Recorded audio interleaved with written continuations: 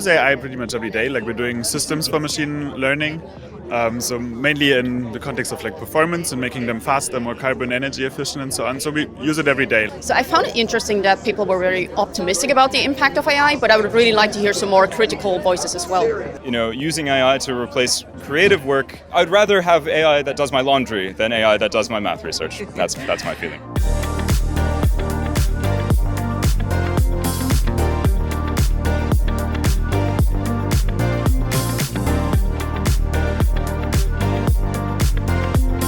It's Wednesday, so we're on the Königin Silvia for a boat trip down the river Neckar.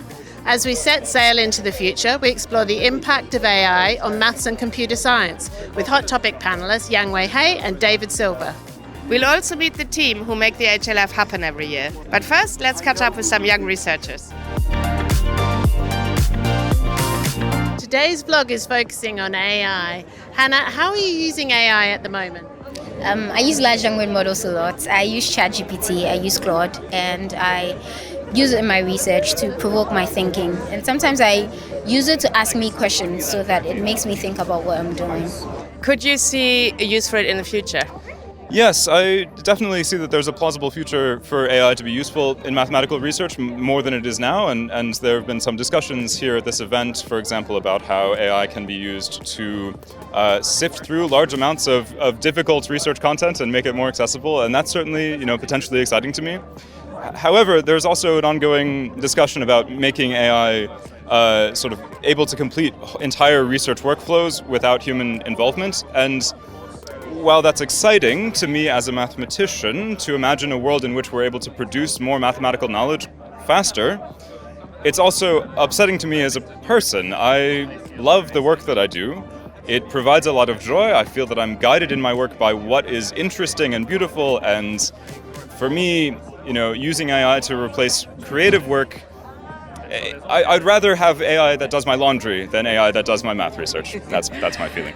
My background is primarily in computer science, but one of the things that struck me was the potential of AI to be used to prove theorems. I thought that was really exciting. Yeah, for me, the entire topic of these refining neural networks through like mathematical proofs and like reasoning and so on, I knew this topic, but it became just apparent to me how dangerous this actually is, like to our scientific communities, how we work so far. So I think this is a bit, it's promising, of course, but it's a bit frightening that you can soon maybe replace researchers by reasoning processes. Yeah.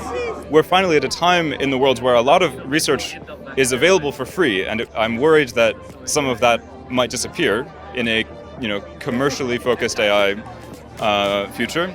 On the other hand, I will say I am excited by some of the possible uses, some of the problems that we'll be able to potentially solve that humans have struggled with for a long time. I certainly do want to live in a world where we see a solution to, for example, the famous Riemann hypothesis.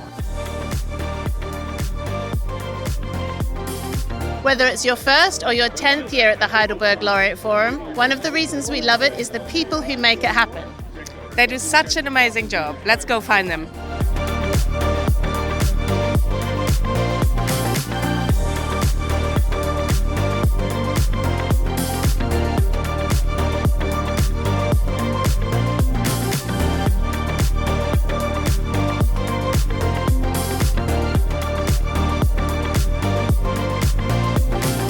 I'm here with Yang-Hui He, who is a fellow from the London Institute of Mathematical Sciences. Yan, you've just come from the hot topic session about pioneering the use of AI in maths research. Can you tell us about your sort of philosophy of your approach to that? Yes, for the past 8 years or so, I've been thinking about how to generate problems guided by AI.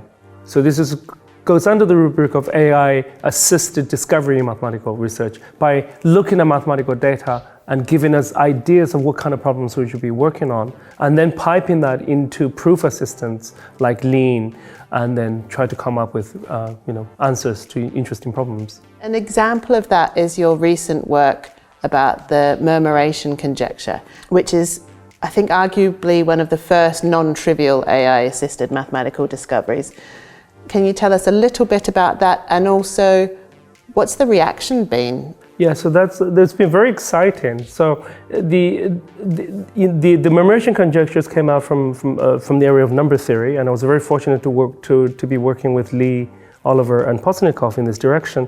And what really I guess, in a way galvanized the mathematics community. It was like, here is a conjecture raised by AI, which then didn't involve neural networks and uninterpretable things. There was a formula we could inch out and then decouple anything from AI and then give to human experts and say, have you seen this before? And what about the example you jokingly gave, the example of, I think jokingly, you gave the example of proving a massive result in mathematics if it could be proved, the Riemann hypothesis, and you said you didn't care if it was AI or God or Terry Tao who proves it. Do you really think that? And does that tell us something about the nature of mathematical proof if you're kind of taking the human out of the process? Well, I think, for me personally, since I'm so far removed from the possibility of proving the Riemann hypothesis, but maybe I guess if you are the young Terence Tao, maybe it's not so far. You want some kind of that human element. But for me, I guess, and I probably speak for the vast majority of mathematicians, we really just want to know. We want to know whether it's true, but we certainly want to digest the proof. And so it's extremely important that if an AI generates a proof, that it is human understandable. There's the clear reasons, the technology that we're familiar with, and then we can just admire this great piece of work, like, admiring Bach. And for the young mathematicians in the audience, there's a role for humans to play in the future of mathematics, even with the assistance of AI. They're not about to lose their jobs. I absolutely think so. I think it's there's something very beautiful and special about working on a math problem, whether it's even digesting an available proof with another human on the blackboard, and it's just like sharing a piece of art together.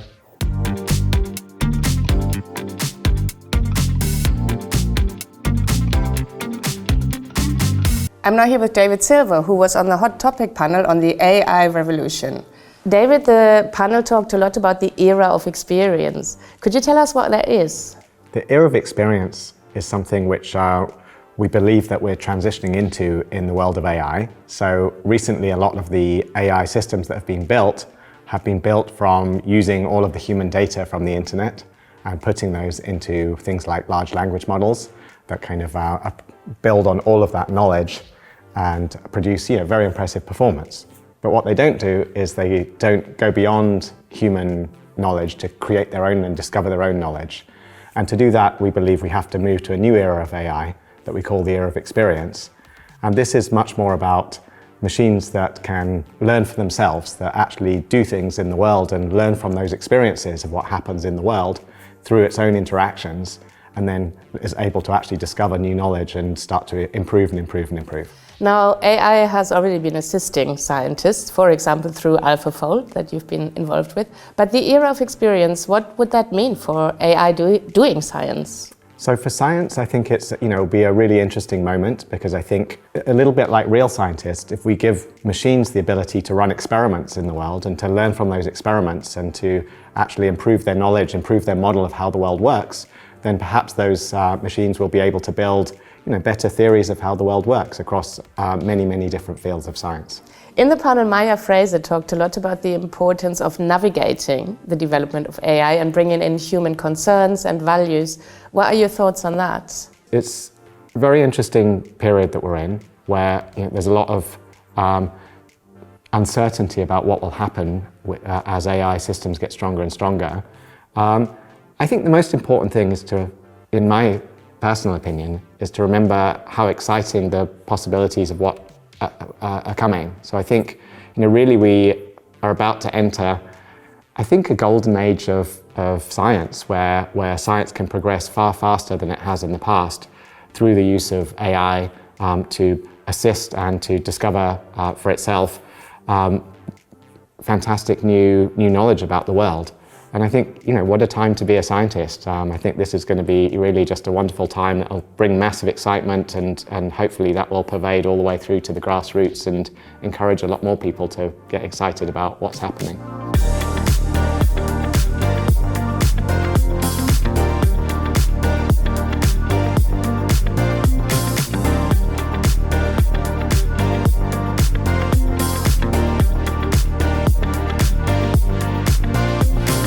been a day of thought-provoking discussions here at the Heidelberg Laureate Forum, and we've really enjoyed hearing the laureates and the young researchers share their perspectives. But now it's time to share our cultures here at the Bavarian evening, and we'll continue the conversations in the next vlog. But for now, let's enjoy the evening.